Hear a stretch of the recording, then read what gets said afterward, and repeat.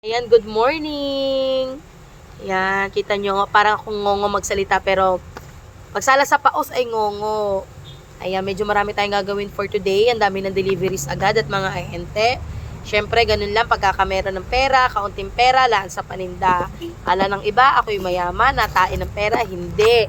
Kailangan tayo matyaga, masipag. So, pinapunta ko nga ngayong umaga agad si Kitket kasi wala na kaming masyadong gulay. Ay, ako'y mamimili pa. Ayan, update lang.